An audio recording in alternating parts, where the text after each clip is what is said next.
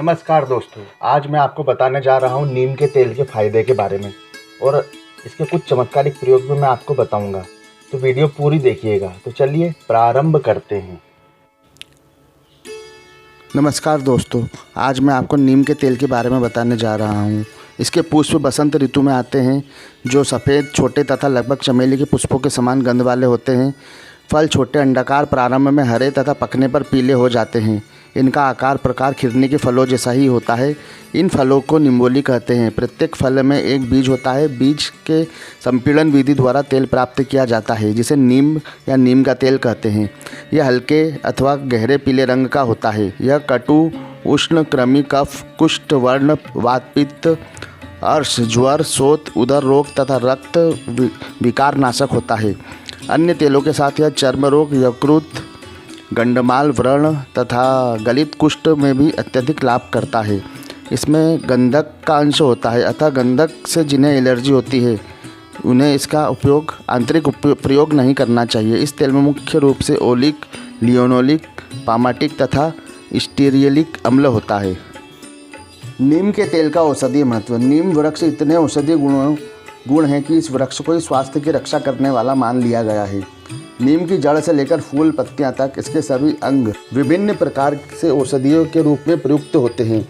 इस प्रकार से नीम के तेल का भी बहुत अधिक महत्व है। यह तेल औषधीय रूप से काम आने के साथ साथ अन्य अनेक प्रयोगों में भी काम में लाया जाता है। यहाँ पर हम नीम के तेल के बारे में चर्चा करेंगे। आप नीम के तेल को अनेक औषधीय प्रयोग कर सकते हैं, अवश्य लाभ की प्राप्ति होगी। फोड़ा हो जाने पर, कोई भी फोड़ा शरीर पर हो जाने की स्थिति में उसके चारों ओर नीम के तेल को हल्के से लगा देना चाहिए। यदि वह फूट गया हो तो उसके मुख पर भी नीम का तेल लगा देना चाहिए। ऐसा करने से वह शीघ्र अच्छा हो जाता है। कुष्ठ रोग हो जाने पर, उंगलियों पर कुष्ठ रोग के प्रकट होते ही उन पर नीम का तेल लगाने से वह ठीक होने लगता है।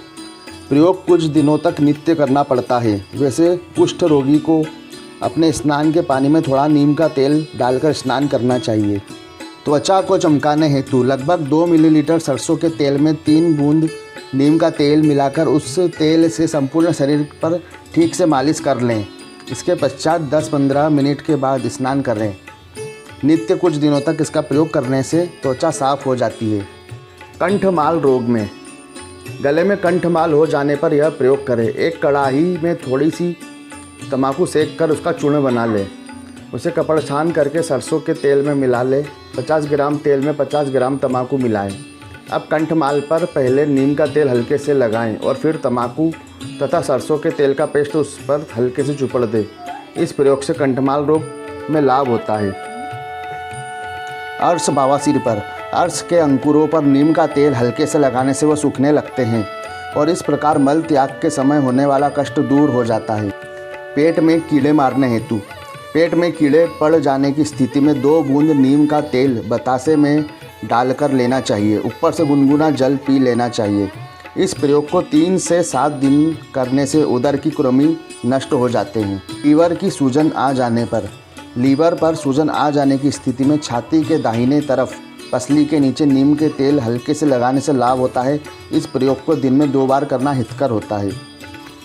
एक्जिमा तथा दाद हो जाने की स्थिति में, त्वचा के ऊपर दाद अथवा एक्जिमा हो जाने की स्थिति में नीम के तेल का यह विशेष प्रयोग कर सकते हैं। बकरी की थोड़ी सी मेंगनियाँ अर्थात उनकी लेंडी ले आएं और उन्हें धूप में सुखा लें। इस प्रकार पीपल के वृक्ष के नीचे जो सूखे पत्ते पड़े होते हैं उनमें थोड़े से पत्ते एकत्रित कर जलाकर उनकी राख बना लें। अब सूखी हुई मेंगनियों को कूट कर महीन पीस लें। कपड़े से छानकर अत्यंत महीन चूर्ण अलग कर लें। इस चूर्ण में पीपल के पत्तों की राख मिला दें। दोनों बराबर मिलाएं। इनमें अगर मेंगनिया के चूर्ण की मात्रा अधिक हो जाती है तो कोई बात नहीं, किंतु राख की मात्रा अधिक नहीं होनी चाहिए। इस मिश्रण की थोड़ी सी मात्रा लेकर उसमें नीम का तेल मिलाकर दाद अथवा एक्जिमा पर लगा दें। इसे लगाकर 2-5 मिनट के लिए धूप दिखाएं। इस प्रयोग के 3 दिन तक संपन्न करने से एक्जिमा या दाद दूर होने लगता है। साथियों, वीडियो के प्रारंभ में ही हमने आपको बताया था कि नीम के तेल के लाभ के साथ इसके कुछ चमत्कारिक प्रयोग भी हम आपको बताने वाले हैं। नीम के तेल के अनेक चमत्कारिक प्रयोग हैं जिनके द्वारा आपकी समस्याएं दूर होकर उनसे उत्पन्न कष्ट पीड़ा का शमन होता है। यहाँ पर कुछ ऐसे ही प्रयोगों के बारे में आपको बताया जा रहा है। जिस व्यक्ति के दाढ़ में दर्द हो रहा हो उसे एक कोरे कागज़ पर किसी भी दिन शुभ समय पर निम्नांकित यंत्र बनाना चाहिए। इसमें जहाँ अमुक लिखा है वहाँ संबंधित व्यक्ति का नाम लिखना चाहिए। इसके पश्चात इस पर नीम के तेल की 2 बूंद लगाकर अगरबत्ती का धुआं दिखाएं।